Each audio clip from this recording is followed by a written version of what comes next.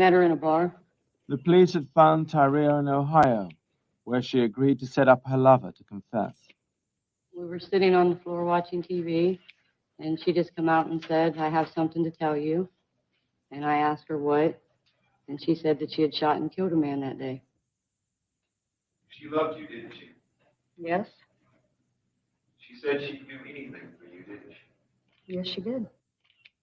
And in order for her to say what you wanted her to, you lied to her, right? Yes? It was in fact much more than a couple of times, wasn't it? It could have been. Do you recall giving a deposition this morning? Yes, I did. Tyria Moore agreed with Sergeant Jarvis's superiors to help get Lee to confess. Tyria was brought back down to Marion County and housed in a motel. From the motel, Tyria Moore had a number of phone conversations with Lee, who at that time was held in custody in jail but had not yet confessed to the murders. These conversations were monitored and made under police supervision. Hello? Hi. Yes. Yes. Hi. Hey. Hey, I had to call you early because I didn't know if you were going to leave today or what. What the hell's going on, Lee? They've called. They've been up to my parents again. They've got my sister now asking her questions. I don't know what the hell's going on. Huh. What are they asking your sister questions for? I don't know. Lee, they're coming after me. I know they are. No, they're not. No, listen. They've got to. Why are they asking so many questions then? Honey, listen. Do what you gotta do, okay? I'm going to have to because I'm like going to go to jail for something that you did. This isn't fair. My family is a nervous wreck up there. My mom has been calling me all the time. She doesn't know what the hell's going on. Okay. Do what you gotta do, okay? Alrighty. What? I'm not gonna let you go to jail.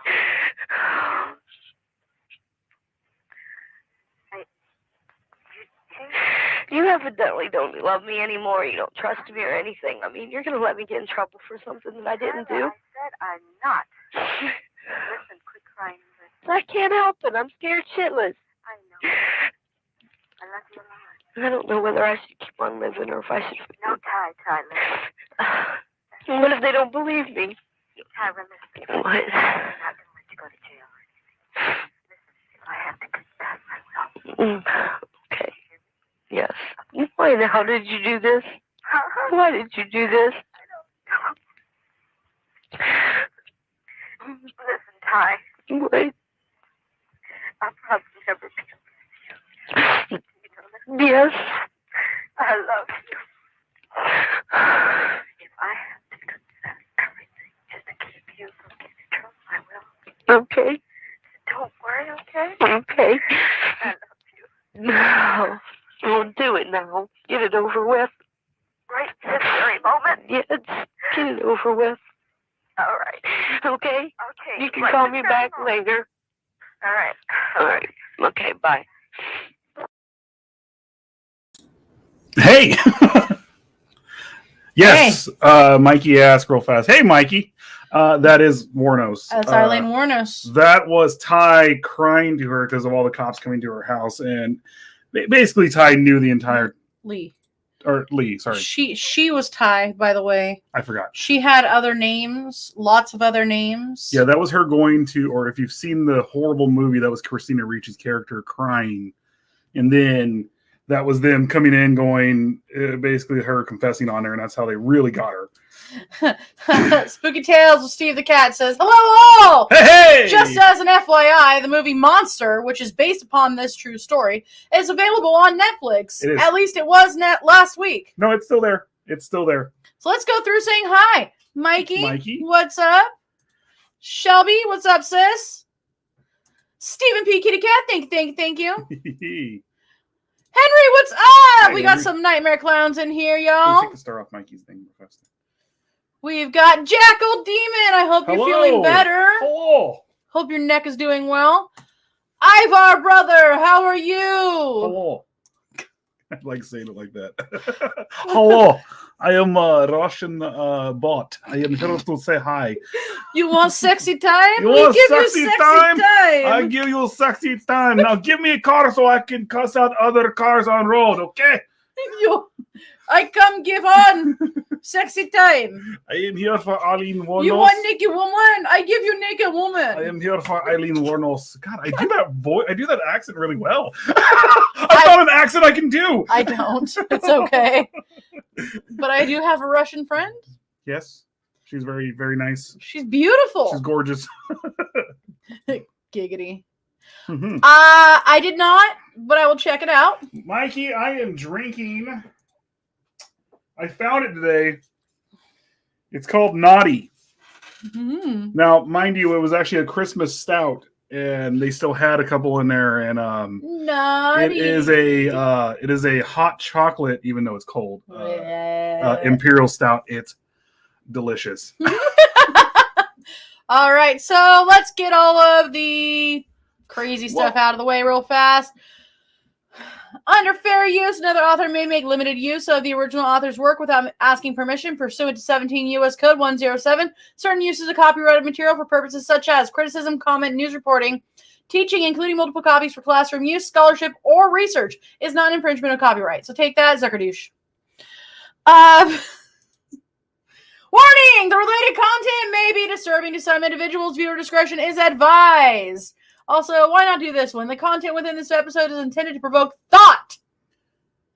Oh, yeah. I have some thoughts on Aileen Wuornos. And, she's a piece of shit. Exactly. Okay, look. The movie Monster was awesome to watch because it was awesome to watch Charlize Theron actually portray that role because she did a good job on it. Tell me more about the gorgeous Russian friend. She's beautiful. She's absolutely beautiful. But, so the movie makes her into like this anti-hero, only getting back at how men treated her and all this other stuff. The reality of it was she was a fucking murderer. She was a murderer. She was an absolute psychopathic freaking narcissist, all the above. And there's one scene in the movie where supposedly she was raped by a pipe. Or, hey, Calvin. Supposedly she was that guy. Actually, the reality was when they found his car, none of that happened. The gunshot was actually from the front seat. She was in the passenger seat, and then she shot him while he was driving down the dirt road. They would pick up guys and be like, "Hey, baby, you want to have a good time?" Which I don't understand because Lee actually didn't do it. Lee didn't do it, but Lee knew what was going on. She actually, I guess you would say, she was a part of the lifestyle because she was getting a ton of free money out of it, basically, and a place to live. Mm-hmm. But our night is going pretty well. Thank you. Ankle and foot healing up. In case you haven't seen it, guys, this is my favorite headband. But okay, so but no, I'll say this too. Like I did enjoy the movie. It was a cool movie for what it was. I mean, when did you watch it? I didn't watch it. Oh, I watched it a long time ago. There was a time. I think Stephen P. Kitty Cat watched. There was a time when I was asleep and you watched things. Well, there was a time when the slasher movies were making a huge comeback, and so what they did, they used they got a lot of rights to these people's names. Ted Bundy was dead, so they were able to make the Ted Bundy movie that came out a while ago. Mm-hmm. It was mediocre, but it was good. They made Dahmer. Dahmer was played by what's-his-face he's Hawkeye. I can't think of his name.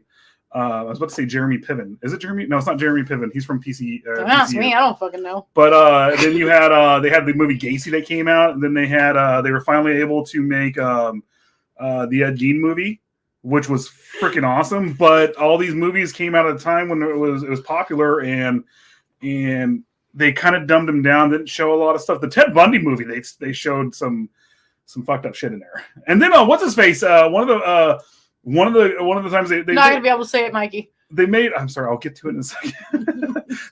they actually did make another Ted Bundy movie. Zac Efron is not. No, he's not Dahmer. He's Ted Bundy. No, he was Dahmer. No, he's not. The Ted Bundy tapes and stuff like that. That's basically what he's playing that live. Jeremy Renner. There you go. You're right. But there was one time, what's his face who played Parker Lewis in Parker Lewis Can't Lose, the TV show. He played Ted Bundy, but they got him. It's hilarious to watch him do it. But the one scene where he actually berserks in the sorority house, It's the closest I think it's ever gotten was with Tim. No, I just thought a Family Guy. Lois, A2. I am Parker Lewis Can't lose. because I can't lose. You know, Suck so on that. Suck on this. he's all. So who would win in a fight between? What was that, like Jesus and Parker I Lewis? don't know. It's all Parker Lewis because Parker Lewis can't lose. A2 or whatever. No, A2 face and else. Etouffee. I don't know. And It's what us bullies call a plea to completion. or whatever it was. Also, don't forget about the popcorn, damn it. Zac Efron was Ted Bundy, and I loved that film. Says Stephen P. I heard it was good. I do want to watch it. Seen it I yet. haven't seen it yet either. I heard it was good. Yeah. All right, let's jump into this. We're already like 15 minutes in and haven't even started talking about But them. Jeremy Renner at Dahmer was awesome. That's probably my favorite one of all out of all of them. No joke. All right, so let's get into her early life. Wuornos was born Aileen Carol Pittman in Rochester, Michigan on February 29th, 1956. Her mother, Diane Wuornos, was born in 1939, was 14 years old when she married Eileen's father, 18-year-old Leo Dale Pittman, so ew, on June 13th, 1954. On March 14th, 1955, Diana gave birth to Eileen's older brother, Keith, after less than 2 years of marriage. 2 months before Aileen was born, Diane filed for divorce. She gave birth to Aileen at the age of 16. Wuornos never met her father. He was incarcerated at the time of her birth. Leo Dale Pittman was diagnosed as a schizophrenic. He was later convicted for raping a 7-year-old girl. You know, that family actually, we'll get into her grandfather here in a second, but that family was a fucked up family. That's the only way I can say it. It was the men when it were messed up, everybody when it was You know messed what? up. I need to do this real fast because I don't think I I did. think we do have to have a trigger warning on Guys, this trigger warning. There is talk of rape. There is talk of obviously murder. But we're getting into talking about children too. So please, disclaimer, this is going to have some trigger warnings. I will say this with her. I do believe her on her childhood. I do believe she was raped by her grandfather. I do believe a lot of messed up stuff happened to her. But I don't believe any of the Johns that she killed. I don't think any of them were going to do her any harm other than pay her for sex. You know, I don't know. Who knows? a couple of them actually, they suspect that they were just giving her a ride, and she still killed them regardless. That's okay, hun. That is okay. I understand. Don't even worry about it. Oh, sorry. Hey, Nadine. And hey, Andy. Hey, Andy. Hey, Nadine. All right. So I didn't even think about how this was going to be a bad part. Yeah, it's So, honestly, if it helps any, this is the only part that we mentioned that. guys. If you just duck out for a second, come back in here in about 5 minutes. We'll be past this part. He committed suicide by hanging himself in prison, January 30th, 1969. In Amazing. January 1960, when Wuornos was almost 4 years old, Diane abandoned her and her brother, leaving them with their maternal grandparents, Lori and Britta Wuornos, both alcoholics who allegedly adopted Keith and Aileen on March 18th, 1960. By the age of 11, Wuornos began engaging in sexual activities in school in exchange for cigarettes, drugs, and food.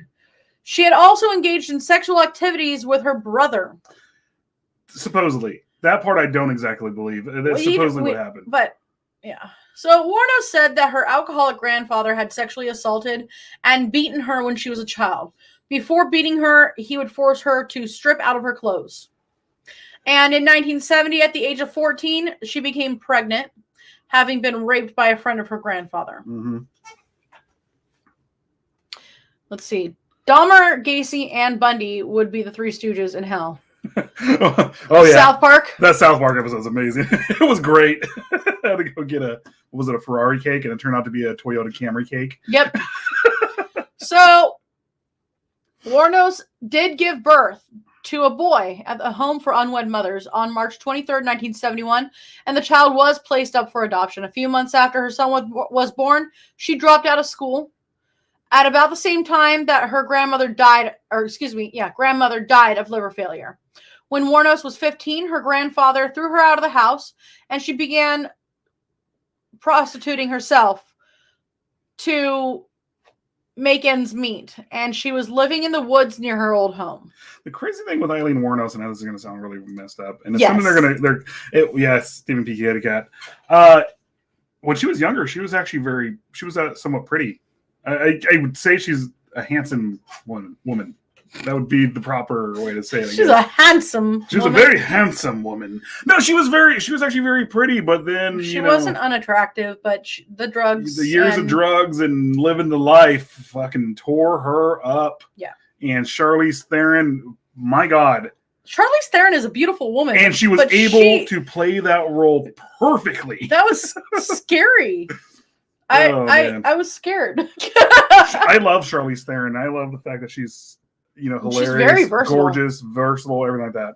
I actually think she did some damage to her body to play this role because she gained a lot of weight super fast and had to be unhealthy. You mean like Christian Bale with the machinist and then going right into be playing Batman? Did you see where he was like 120 pounds and then gained almost 300 pounds of muscle? No, did you see tell her that you look like Christian, that you have the body of Christian Bale, just don't tell her which body.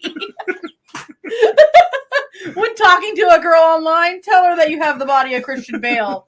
Just don't tell her which one. It's not the years, it's the mileage. Well, right? A little bit of both.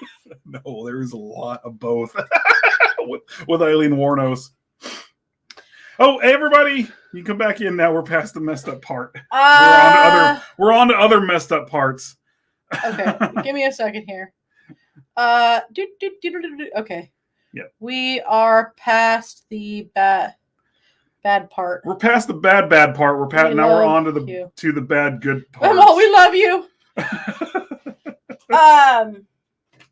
So now we're going to get into her criminal activity that's starting at the age of 18. So on May 27, 1974, at the age of 18, Wuornos was arrested in Jefferson County, Colorado for driving under the influence, disorderly conduct, and firing a .22 caliber pistol from a moving vehicle. She was later charged with failure to appear. In 1976, Wuornos hitchhiked to Florida, where she met 69-year-old yacht club president Louis Gratz-Fell. They married quickly, and the announcement of their nuptials was printed in the local newspapers' society pages. However, Wuornos continuously involved herself in confrontations at their local bar and then went to jail for assault. She also hit Fell with his own cane, leading him to gain a restraining order against her within weeks of the marriage. Actually, if she would have just behaved, yeah, dude, she would have been set.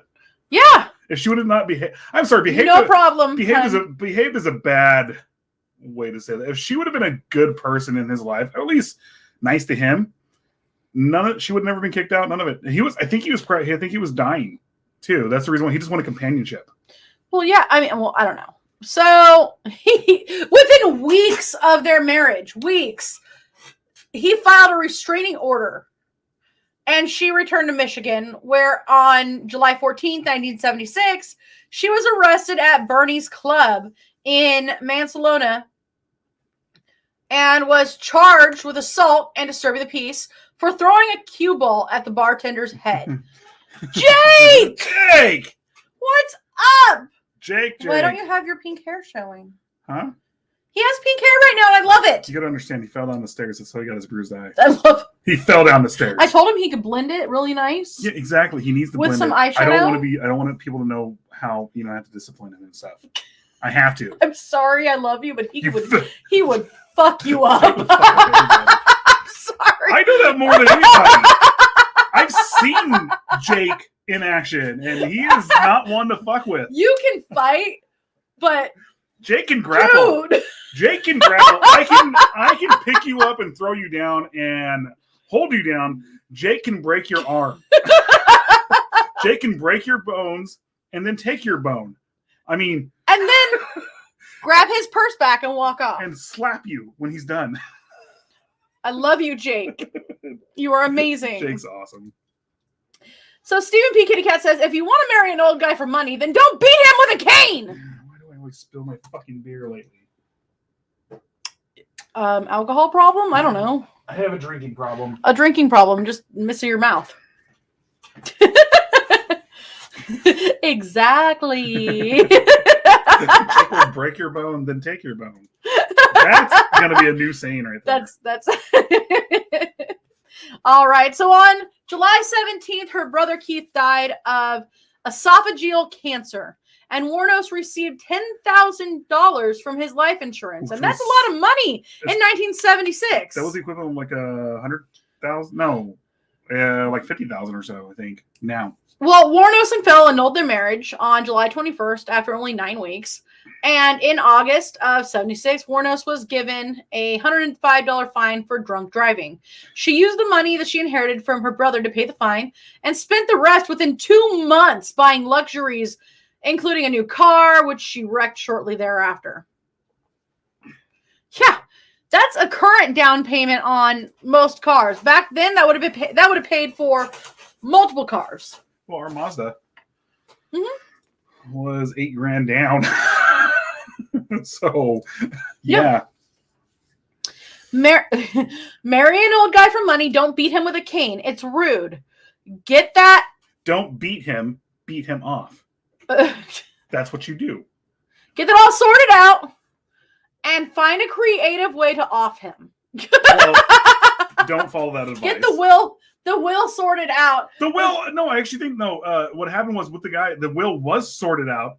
She started being aggressive in bars and started being aggressive towards him, and he's all, nope. Exactly.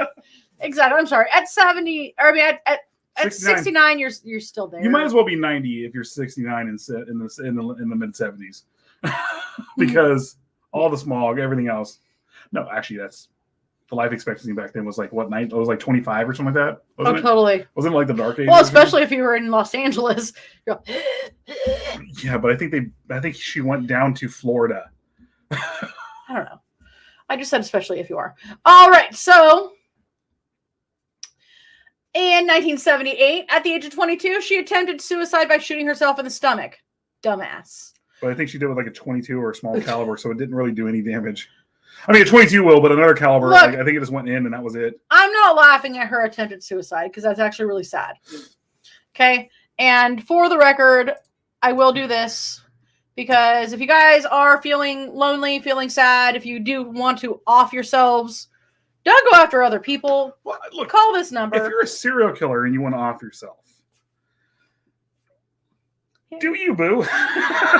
But if you're like anybody who's not a serial killer, 741-741 text. You can touch base with somebody who can help you. You actually, God damn it, we do way too much stuff on here. Ted Bundy was a. You might talk to a serial killer. Ted Bundy. No, Ted Bundy actually was a phenomenal. No, he helped a lot of people not kill themselves. I think he saved more lives than he killed. No joke. Mm-hmm. He was only pissed off at people who are brunettes. That's why I got to color my hair back to like green. Wow.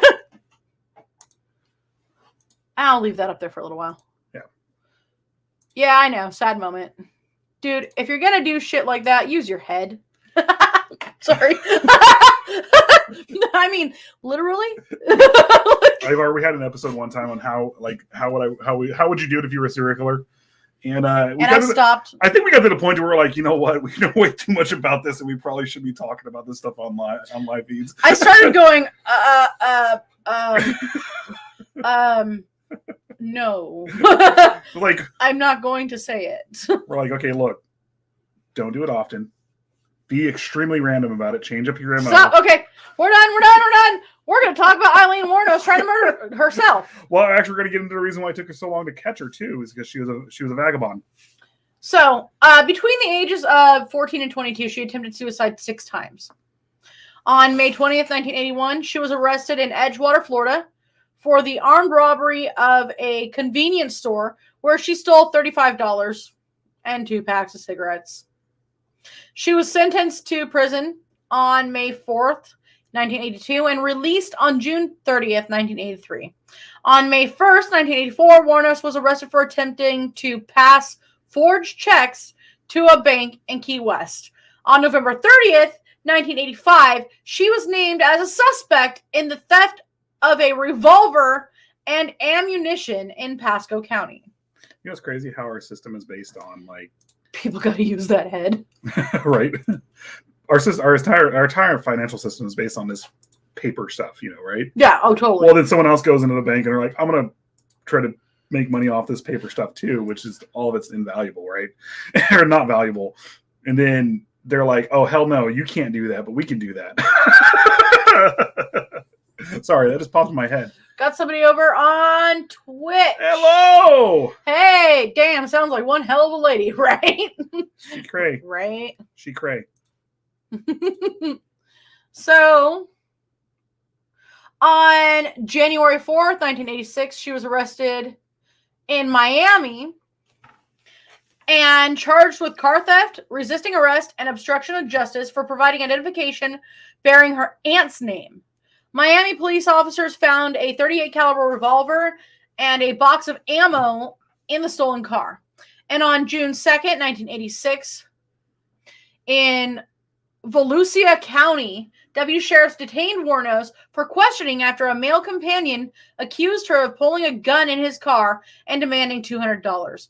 Wuornos was found to be carrying spare ammo, and the police discovered a .22 pistol under the passenger seat that she had occupied. So, in peeping in real quick, saying hi. Susan, what's up? You I'm sorry you're at work. have been working all day. Wow. I know. I talked to her this morning. Ow. Like when I started my shift this morning, and and I was like, I just started too, and it's I know it was like 9 o'clock here, but it was noon over there. But man, I went to the store today and got to ride one of the carts. she sent me pictures, and I was like, because I was in the Mexican market, right? And I was just vibing their music. So I'm sitting there like driving around. I ended up talking to a lady who told me like I made her day, which that made me feel good. She said my happy energy just helped her. And then it turned out she actually worked there, and I had no clue she worked there. But I found out she worked there when I accidentally knocked over an entire case of jarritos, which is glass bottles. Did they break? Yep. Oh. And she came and helped clean it up. You know, I was thinking of. And I felt so bad. What's those poofy treats? Those rice treats that they put in oil, frying oil, and then they poof up bigger. Oh. I was thinking you knocked over bags of that. No, I knocked over the case that I was gonna get actually, and then I just sat there for a little while, and I was like, "Somebody help!" I want to say the sodas have roughly the same name as that. I don't know. The Jarritos are actually pretty good. I got some tamarindo ones. I actually don't mind tamarindo. I don't know why. But I like their tamarindo sodas and stuff like that, but I don't like the tamarindo drink by itself. That's not. No, I got the soda. Yeah, the soda's good. But so on a plus side, she said that she was still fine with me. She's all, you're so fine. I was like, I'm so sorry. Like, I amped you up and then I brought you down. And she's like, you didn't bring me down, girl. The person that just left right now, she's all, come that on, should have been cleaning this up. Let me take you in the back and show you how to clean things up. But anywho, let's get back to this. Oh, where was I? I read Susan's comment as peeing in real quick, but she said pee-pee. All right, so you're right. She went by Lee, and it was Ty was her girlfriend. Yeah. Okay. I thought I was right. I don't know. My brain switched it. I'm so sorry. Well, no, it's fine. Like we have everything in our heads about all these serial killers.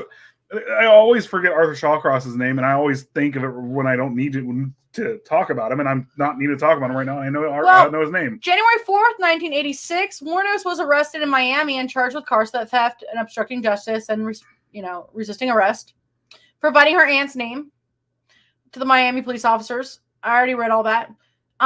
So let's go down to 1986. She was 30 at the time. She met 24-year-old Tyria Moore, a hotel maid at the Daytona Beach gay bar called Zodiac. Really? Yeah. They moved in together, and Wuornos supported them with her earnings as a prostitute. Early on, like I said, in her career, she was actually able to make a living like that and just, live from place to place to place. But later in her career, when the drugs and the alcohol, the lifestyle, the murder started getting to her, and that's when you really get the cracked out Aileen Wuornos and everything.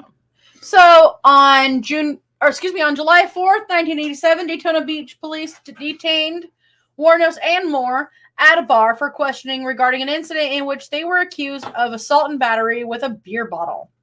And on March 12th, 1988, Wuornos accused a Daytona Beach bus driver of assault. She claimed that he pushed her off the bus following a confrontation. Moore was listed as a witness to the incident. Later at her trial, Wuornos stated, "I was in love beyond imaginable. Earthly words cannot describe how I felt about Tyria." Before her execution, Wuornos claimed to still be in love with Tyria Moore. I'm one of the few people who actually do believe that serial killers can fall in love. It's more of a wanting to control whatever, but I don't think she ever raised a hand against Ty or anything like that. But it was weird. It's weird because Ty totally knew what was going on and all this other stuff. And it's just like, what's his face's wife? Neither. BTK. BTK literally was the same way. His wife, there was no way his wife didn't know that was going on. Jake says neither of them were, shall we say, traditional beauties.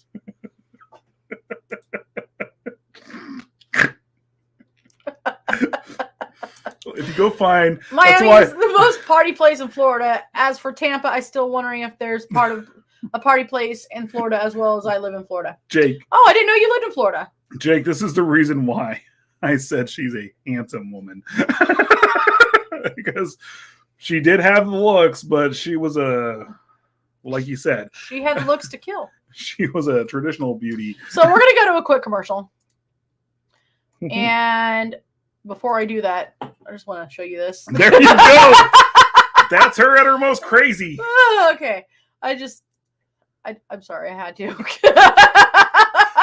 Before we go to commercial. Okay. So we will be right back if I can freaking find it. Be right back.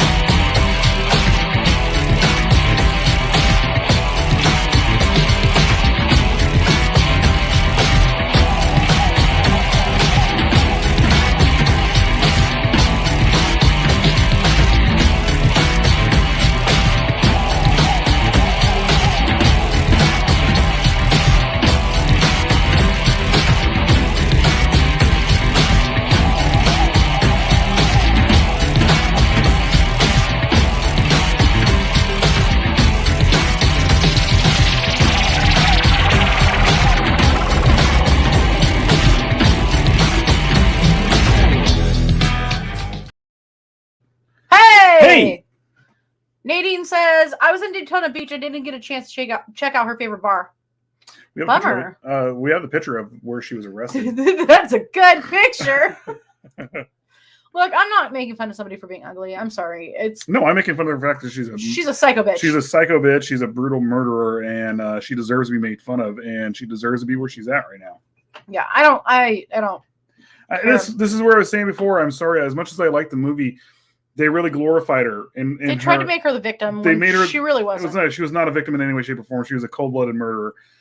One of the guys that they suspect of killing her, that she killed, one of the guys that she killed, he was actually a family man, and more than likely he was picking her up because she was hitchhiking on the side of a road in rainy weather, and she just brutally murdered him. Oh yeah, so let's get into the murders. Wuornos murdered 7 men within a period of 12 months. So, Richard Charles Mallory, age 51, electronics store owner in Clearwater, Florida. The date of the murder was November 30th, 1989. Wuornos claimed that Mallory had beat, raped, and sodomized her after he drove her to an abandoned area for sexual requests. Mallory was Wuornos' first victim. Mallory is the one that supposedly where she's like, oh, it's self-defense, and it wasn't. That's the one where she's like, oh my God, he did this to me with a pipe. No, hold on though. Go ahead. It may be true. It's not. Listen to this. So she claimed that she killed him in self-defense, and it was later known that he had previously been convicted of attempted rape in Maryland. But 2 days before the murder, A Volusia County deputy sheriff found Mallory's abandoned vehicle on December 13th. His body was found several miles away in a wooded area. He had been shot several times. 2 bullets to the left lung were found to have been the cause of death. Okay, so the attempted rape charge was years prior, and it was attempted rape. They never could actually prove it. I don't think anybody showed up for it. They let him go. He never, and all rapists, I'm sorry, I don't care what anybody says, the vast majority of rapists will do it again. Yeah. And he never did it again. He did have issues with drugs. He did have a couple of different issues. But this was cheating and stuff like that. But this was the one where he was driving down the road and they were drinking in a car. And all of a sudden she just snapped and blew his brains out and then shot him up right then and there in the passenger seat. Not the head, I'm sorry, you're right. The lungs. But it never happened the way she said it happened because they have the evidence that it was right there in the driver's seat, not on the ground or wherever it happened in the movie. So David Andrew Spears, age 47, a construction worker in Winter Garden. He was declared missing as of May 19th, 1990, and on June 1st, 1990, his naked body was found along the U.S. Route 19 in Florida in Citrus County. Now, that tells me that's completely premeditated. At the very least, they tried to stage his body. They I don't think made him naked. That's dehumanizing. Ty was never actually involved in any of the murders. She probably knew about it. It wasn't they. It was just her. She was actually doing this.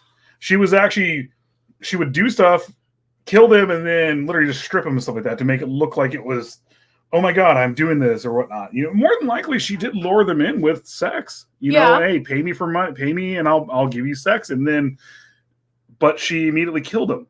It was just to rob them. There are counts though of the 2 of them being involved in certain ones. Mm-mm. There is video.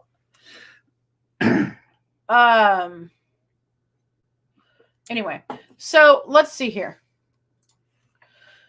Stephen P. Kitty Cat says, do you think maybe she convinced herself she was a victim, or at least tried to convince herself? Yeah, absolutely. Most psychopaths, most sociopaths, or narcissists like that, they believe their lies. That's the reason why they're such great liars. I mean, they're able to get away with it because they literally or not get away with it, but they make it up in their head, then they believe it, then they go along with it. She was actually, if you want to get if you want to get technical here, I mean, she's more of a missionary killer than anything else. In her own head. In her own head, she's ridding the world of these bad men who all they want to do is rape women. Yes, I do believe that Stephen McKinney had that she actually did believe her bullshit, like you said. Sorry. Yeah. So he had been shot 6 times by a .22 caliber pistol. That was the cause of death. Charles Edmund Karskedon, age 40, part-time rodeo worker. Date of murder was May 31st, 1990. On June 6, 1990, his body was found in Pasco County. He had been shot 9 times with a .22 caliber weapon. The body had been wrapped in an electric blanket and was badly decomposed when found.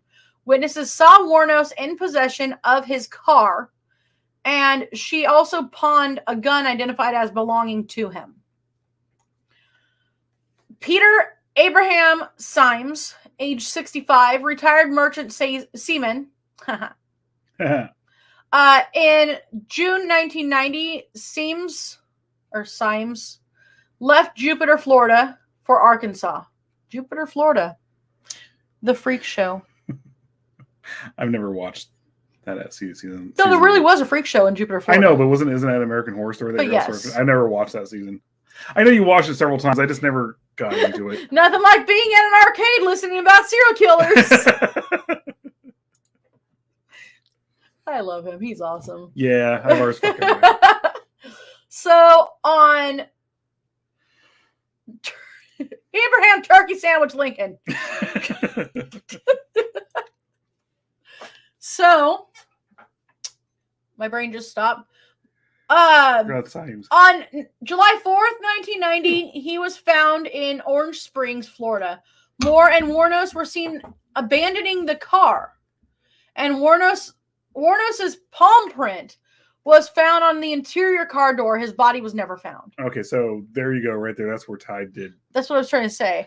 Hey, Sykes, what's up? Sykes, what's going on? Yeah, Ty was never involved in the murders, but she did come back, and you're right. She did come help back and hide help hide bodies. bodies, Yes. Ow, my arm. So, Troy Eugene Burress. Excuse me. Age 50, a sausage salesman Sausage King from of Chicago. From Ocala, Florida. Abe Froman. Sorry. On July 31st, 1990, he was reported missing. On August 4th, 1990, his body was found in a wooded area along State Road 19 in Marion County. He had been shot twice. Charles Richard... And there's Jake. Sausage Salesman, you say? Sausage seller. Doing good. Done nice. Oh, nice. You know, I cut my nails once so we can go bowling and then decided that we didn't want to go bowling. Did we do that? Oh, I think we wanted to go for we were gonna go bowling. well, I think we were talking about going out to eat, and I was like, hey, the bowling lane's across the way from us. No, it was while I was at school, and you're like, yeah, let's go bowling tonight. I was like, yeah, let's go bowling tonight. And I cut my nails at school, and then I got back, and I was like, I don't want to go bowling tonight. And you were like, yeah, I don't really want to go bowling tonight. Well, either. for me, this was trying to say, like the bowling lanes that are across the way from us, they actually have some of the best fish and chips ever. Now they do, but but it was the one by my school that has the good one. No, this at the time. No, this one over here had it too. I thought Mossman's didn't move to. No, it was recent. just his own diner. No, it's always been there. The diners. That's what I keep saying. The diner's always been there, and it was fucking amazing. Like Blake You and want me. some fish and chips when we're done? Yeah, not really. I don't want to shit myself. I don't want to shit the bed tonight. I do love fish and chips, so I just don't want to shit the bed. Okay. Anyway, so I'm sorry. We go from a sausage salesman. We go from dick. We go from murdering Johns to the sausage salesman, the sausage king of Chicago, to talking about fish and chips and bowling. No. So we're going from Abe Froman. Hey, Froman, there you go. No more food. I'm going to bust. Oh. Lucky. We had a ham hungry. sandwich. We have Hungry Man. I have steaks, but dinner. I just don't feel like cooking tonight. So well, the steaks are being salted for tomorrow. That's how you want to say it. We just don't feel like cooking, but we're seasoning for tomorrow. Charles Richard Dick Humphreys. I don't want to make fun of the victims, but you give me a name like that, guy. Come on now. Age 56, retired U.S. Air Force major, former state child abuse investigator, former police chief. Date of murder was September 11th, 1990. On September 12th, 1990, his body was found in Marion County.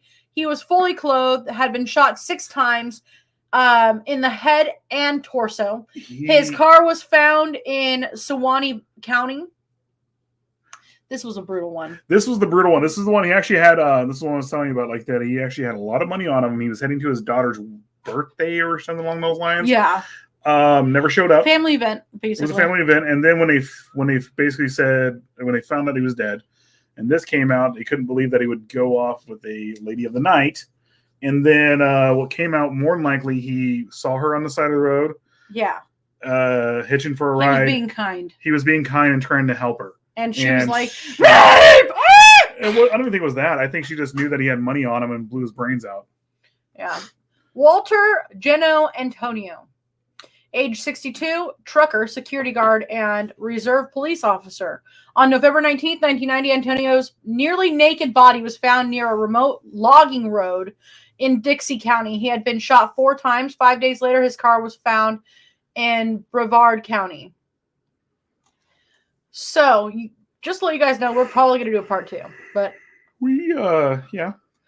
So on July 4th, 1990, Wuornos and Moore abandoned their victim, Peter Symes' car after they were involved in an accident. Rhonda Bailey, who witnessed the accident, provided police with a description of the 2 women, resulting in the media campaign to locate them. Police also found some of the victims' belongings in a pawn shop. Wuornos' fingerprint that was found on a receipt at one of the pawn shops matched the print that was in the car. Wuornos had a criminal record in Florida, and the samples were in the database. Do we have some pictures here, don't we? Yeah, I'm sorry. I have the place where she was arrested. Well, first off, here's all the victims. These are all the victims that we just mentioned. Richard Mallory, David Spears. I'm sorry, what's his face? They got to play Richard Mallory in the movie that not look anything like him. No. Nope. Peter Symes. Charles Richard. No. Charles Richard Dick Humphreys at the bottom there.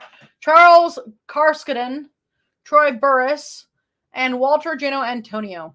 Again, we do this so that you guys know who the victims are and not just the stupid serial killer. Yeah. So, because you know what? Fuck them. Well, yeah, she's gotten what she deserves. She was put to death. She has enough fame.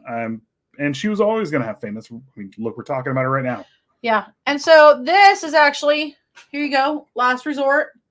This is what I am talking about, what we are talking about right now. Still there. It's still, the bar is still there. I just bent my ankle. Oh, in case we didn't show the girlfriend. Here you go. Well, we showed her already. Yeah. Still alive today and still free. No joke. So the Last Resort was where they were arrested, which is, again, I'll pull it up one more time. This location right here. Ty was not arrested there. She was not. I think she was arrested at the hotel. That's the bar! That's the bar! On January 9th, 1991, Wuornos was arrested on an outstanding warrant at the Last Resort Biker Bar in Volusia County.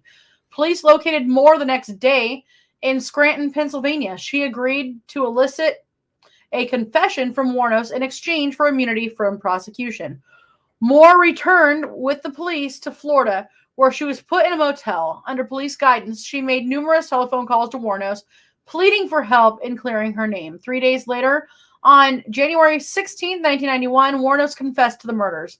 She claimed the men had tried to rape her, and she killed them all in self-defense.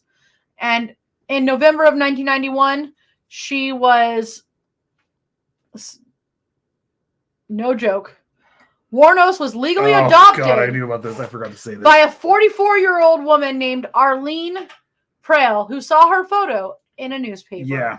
How is that legal? It's just a random thing. Adult adoption is totally a thing. It's so fucking stupid. I mean, we thought about it with, look, the people who should not be mentioned, but once you're an adult, it's like, I am sorry, it's kind of more of a waste of time and money and paperwork. She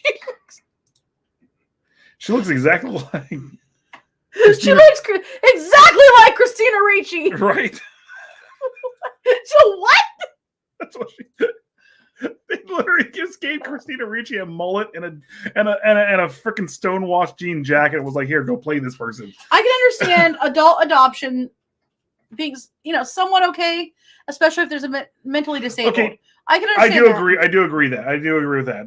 That's one thing. But when you're like, already in prison, that should not be allowed. I'm sorry. That was just weird.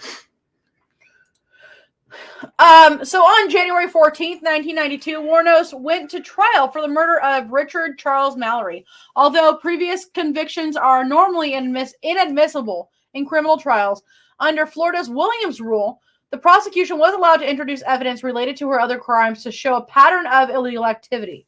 On January 27th, 1992, Wuornos was convicted of Mallory's murder with the help of Moore's testimony. At her sentencing, psychiatrists for the defense testified that Wuornos was mentally unstable and diagnosed her with borderline personality disorder. Okay, I do agree with that. And antisocial personality disorder. 4 days later, she was sentenced to death. Thank you. Look, I agree. She did have borderline personality disorder. I do agree with all that. But with the exception of she was actually 100% capable of standing trial. Because she made an effort to hide the bodies. She made an effort to hide the car. If you are criminally insane, you don't make an effort to hide any of it because you don't understand what you're doing. So I know a certain skunt that has borderline personality disorder that I wish would go through that. Death sentence. Anyway. And I'm referring to Aileen Wuornos. Jeez. What? Excuse me. Sorry. That's right. All right, so Wuornos' defense made efforts. I need to bring this back over here. I'm like leaning forward. Sorry. Oh, thank God. I have posture again. I know. I think we need to fix the computer and actually said it one way or the other. Woo! We have our computer. Our desk right now it's one of those what's it called, Well, it is what it is. It's a sectional desk. Okay. So Wuornos' defense made efforts during the trial to introduce evidence that Mallory was previously convicted for attempted rape in Maryland and served a sentence in a maximum security correctional facility, providing remediation to sexual offenders. According to records obtained from the correctional institution, showed that from 58 to 62, Mallory was committed for treatment and observation resulting from a criminal charge of assault with intent to rape and received an overall 8 years of treatment from the facility. And in 1961, it was observed that of Mr. Mallory that he possessed strong sociopathic tendencies. Mm-hmm. However, the judge refused to allow the records to be admitted into court as evidence and denied Wuornos' request for a retrial. Look, it doesn't matter. He did not, when he got out, he did not commit any more. He had some issues with drugs and stuff like that. And honestly, it didn't matter because she brutally murdered the guy before he can even attempt to do anything like that. Like she's trying to say, she shot him in the driver's seat. Sorry. No, sorry, my eyes are dry. Have you seen the vids of the rambling about? Okay. Nadine said, have you seen the videos of her rambling about them letting her keep killing people and they were tracking her? Okay, look, this is. Yeah. It's either. She's fucking nuts. No, I don't think it's that. I think she's just trying to be smart and trying to get off death row. She was literally trying to be crazy to get off of death row, to be able to move to a mental ward so she doesn't worry about it. That's what it really came down to. She was competent. She was 100% competent at trial. That means she's competent, a year later. Well, actually, they fast-tracked it too, didn't they? Yeah. Well, no, I'm sorry. She died in 2001 or something. Sorry. On March 31st, 1992, Wuornos pled no contest to the murders of Dick Humphreys, Troy Eugene Burgess, and David Andrew Spears, saying that she wanted to get right with God. In her statement to the court, she said, in part, I wanted to confess to you that Richard Mallory did violently rape me, as I've told you, but these others did not. They only began to start to. On May 15th, 1992, Wuornos was given 3 more death sentences. In June of 92, Wuornos pled guilty to the murder of Charles Edmund Karskadin. And in November of 92, she received a 5th death sentence. In February 93, Wuornos pled guilty to the murder of Walter Geno Antonio and was sentenced to death for a 6th time. No charges were brought against her for the murder of Peter Abraham Seams, as his body was never found. In all, she received 6 death sentences. I think what she did here with Mallory was they're drinking. They're hanging out. She is nuts, and yeah, she is paranoid. That comes from the lifestyle, but as in like nuts in the nuts in the I guess you would say clinical term, or she's not. But she's justifying killing everyone else based on Mallory, and I do believe what Mallory did was they were drinking, they were hanging out prior to this, drinking and driving down the road and stuff like that. I'm pretty sure he told her his life story, and that's where she came in and was like, "Oh, I can say he raped me," which it didn't happen. It did not happen, and they try to portray it that way in that movie, and it was like that's the messed up part about it. It's like, dude, she wasn't some folk hero. She was a murderer. I didn't kill it, but there was a bug. Was it a spider? No, I'm pretty sure it was actually a termite. Oh. So I lost my spot. You marked it in green. No, I did not. That was the last one. Wuornos told several. So Wuornos told several inconsistent stories about the killings. She claimed initially that all 7 men had raped her and that she was working as a prostitute, but later recanted the claim of self-defense, citing robbery and desire to leave no witnesses as the reason for the murder, which was more likely the real reason. So during an interview with filmmaker Nick Broomfield, Wuornos thought the cameras were off. She told him that it was, in fact, self-defense, but she could not stand being on death row. where she had been for 10 years at that point and just wanted to die. Assessed using the psychopathy checklist, Wuornos scored 32 out of 40, with the cutoff score of 30 for determining psychopathy. The checklist evaluates individuals on a 20-item list of antisocial and interpersonal behaviors, with each item being scored as 0, 1, or 2, with a maximum score of 40. Stephen McGiddy says, Monster was an attempt to win awards, so they had to make the character more sympathetic. you know, I do believe that because Yeah. they, even in that movie, they make Christina Ricci the most whiniest brat ever. Like, ever. And I do think Ty was actually kind of whiny, but not to that extent. If you've seen Monster, it's not, I don't think it was like that. I think they really were trying to make her out to be this, like you said, they were trying to make her sympathetic so they can win awards. And didn't Charlize Theron win like an Oscar or something for that? She should have. She should have. She did a great job. So we're going to go a little bit over, but I'm going to end it at her death and execution because the rest of it, It's just the trial and all that. it goes into the psychopathy, the psychopathy. Yeah. And it gets a little bit more into the psychology of everything, which personally is what I find the most interesting, but it'll really just like send this over. Yeah. So Wuornos was incarcerated at the Florida Department of Corrections Broward Correctional Institution on death row for women, then transferred to Florida State Prison for execution. Her appeal to the U.S. Supreme Court was denied in 1996, and a 2001 petition to the Florida Supreme Court, she stated her intention to dismiss her legal counsel and terminate all pending appeals. I killed those men, she wrote. Robbed them as cold as ice, and I'd do it again, too.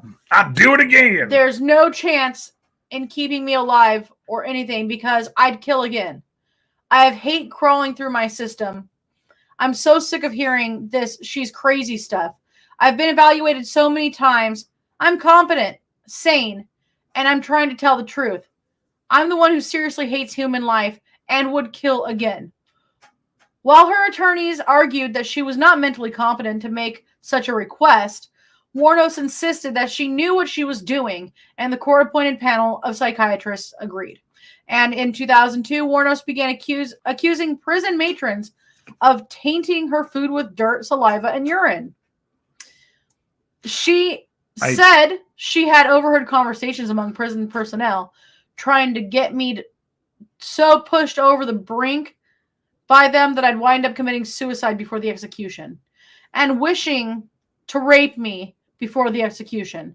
She also complained of searches, tight handcuffing, door kicking, frequent window checks, low water pressure, mildew on her mattress, and catcalling in distaste and a pure hatred towards me, she says.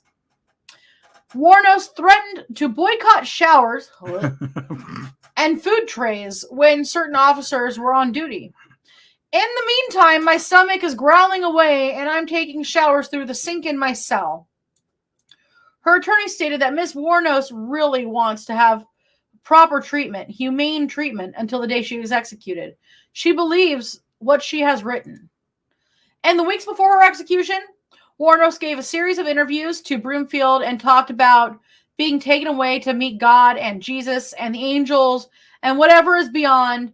In her final interview, she once again changed her mind and was tortured at IBC, and her head crushed by supersonic pressure. Yeah. Food poisoning and other abuses worsened, she said, each time she complained, with the goal of making her appear insane or to drive her insane. She also turned on her interviewer. You sabotaged my ass. Sorry, let's go back to this. You sabotaged my ass, society and the cops and the system. A raped woman got executed and was used for books and movies and shit. Her final on-camera words were, "Thanks a lot, society, for railroading my ass." Dawn Botkins, a childhood friend of Wuornos, told Broomfield that her verbal abuse was directed at society and the media in general, not at him specifically. So let's go into the execution and death, and then we'll be finished. Yep. So a typical prison, yeah. Pretty much. Yay! Yay! We're almost done, but yay! We're almost done. So, Wuornos' execution took place on October 9th, 2002. She declined her last meal, which could have been anything under $20. Sorry. Under $20? Whoops. Natalie says hi again, everyone. Susan? Susan, sorry. I forget. Well, there goes that. Aww. Oh. So she declined her last meal, which could have been anything under $20, I would have got Jack in the Box. and opted for a cup of coffee instead. Give me Her 20. last words were, "Yes, I would." Okay, Give me $20 worth of black coffee.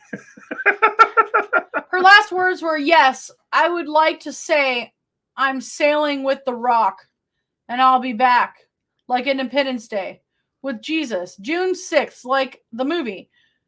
Big mothership and all. I'll be back. I'll be back." And she died at 9:47 a.m. Eastern Daylight Time. She was the second woman in Florida and the 10th in the United States to be executed since 1967. Excuse me, since 1976. That went dyslexic. United States Supreme Court decision restoring capital punishment. After her death, Wuornos' body was cremated. Her ashes were scattered beneath a tree in her native Michigan by Wuornos' childhood friend, Dawn Bodkins. At Wuornos' request, Natalie Merchant's song Carnival from her album Tiger Lily was played at her funeral. Wuornos spent many hours listening to this album on death row. When Merchant found out about this, she gave permission to use the song in the closing credits in Nick Broomfield's documentary, Aileen, Life and Death of a Serial Killer. When director Nick Broomfield sent a working edit of the film, I was so disturbed by the subject matter that I couldn't even watch it. Aileen led a torturing life that is beyond my worst nightmare.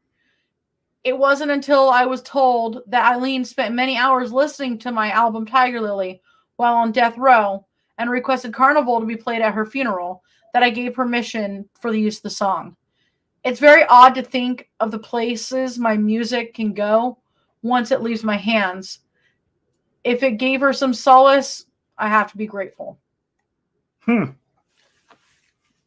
Yep. Well. And let's just end it there. Yeah. Well, you know what? Actually, I have one more thing to say here. Broomfield later speculated on Wuornos' motive and state of mind. I think this anger developed inside her, and she was working as a prostitute. I think she had a lot of awful encounters on the roads, and I think this anger just spilled out from inside her and finally exploded into incredible violence. That was her way of surviving. I think Aileen really believed that she had killed in self-defense. I think someone who's deeply psychotic can't really tell the difference between something that is life-threatening and something that is a minor disagreement. That you could say something that she didn't agree with. What? That you could say something that she didn't agree with. She would get into screaming blackout tempers about it. And I think that's what caused these things to happen. And at the time, when she wasn't in those extreme moods, there was incredible humanity in her. I completely disagree with that, because if she was as bad, as angry as that, she would have started her killing career off in the 70s. And she didn't really do it until the 80s. I think what happened is that she had... Okay, anything under $20, woohoo. I think what happened is she started realizing her looks were going. Then she robbed somebody and killed him to keep him from getting in trouble. And then she realized that she kind of got off on it. Maybe. And I do mean got off on it, because I think there was some speculation that she was one of the few women who were sexually gratified by killing. Mm-hmm. My eyes are like so dry right now. Susan says, "What, they put a cap on it now?" Yes, Florida does. Natalie. Go ahead. I don't think California does, or a lot of the other states, but I know Florida is real big about here's $20. Go get Jack in the Box for your last meal. Natalie Merchant. That's so 90s. You know, there is only a tiny bit right here. I think we're good. Are you guys good with me going over? No, we're good. Are you sure? I'm tired. Okay. There's only a little bit left, but we're good. We went through All her right. death. The psychology, honestly, if you want to go see her scream and rant and rave at a camera, you can look it up on YouTube. The reality of it is that this person right here was trying to get off death row at the end of it. She wasn't as crazy as she was trying to portray herself as. She was paranoid. I do agree with you, Nadine, on that. She was paranoid. Do you blame her with the life that she No, I chose? don't. She chose the life of a vagabond, so she had to be paranoid. But she murdered these people in cold blood. She didn't have to. Agreed. So, I choked on spit. oh no. All right. So thank you guys for joining us tonight. Tomorrow is Steve the Cat. I think Wait, it is Sunday, right? today's Sunday, but Okay, yeah. Tomorrow should be Steve the Cat. And then Tuesday, we might have Mikey with Out of the Ordinary. Some of us have been having to take some hiatus. Like, I fucked up my ankle, so we took off Friday. You know, we got lives. Friday we have to put everything together, but hopefully we can do the third episode of our audio podcast. And once we get that done at the end of the episode, if everything comes together, we do it. That's when we'll announce the name of it and get everything uploaded, have the banners, all this other stuff ready to go. And I do have a special announcement. Yep. On Wednesday, May 25th, we are going to be talking to Otherwise Be Nevermore. Well, actually, yeah, we will be. Well, I'll be producing. Okay, fine. A call will be, but A call or maybe Delphine. yes. I don't know. But Otherwise is very nice. He's He's a very, awesome. very nice guy. he has worked his ass off to get to where he is, and he kicks ass at what he does. Yep. So I am so excited for this interview.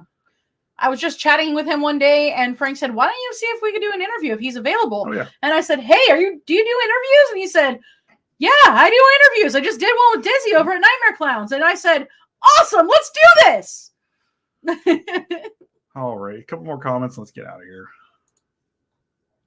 All right, agree. Yeah, Susan agreed. Yeah.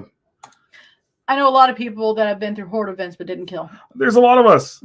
A whole bunch of us who turn out to be very nice people. So, thank you, Susan. So, Thank you, guys. guys, we are out. And Have a wonderful night. Yep. Where is it? I don't know, pick one. We have a lot of ads. Bye. Bye.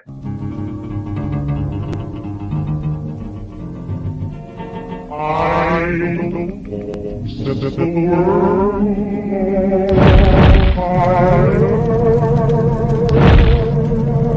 I don't want to love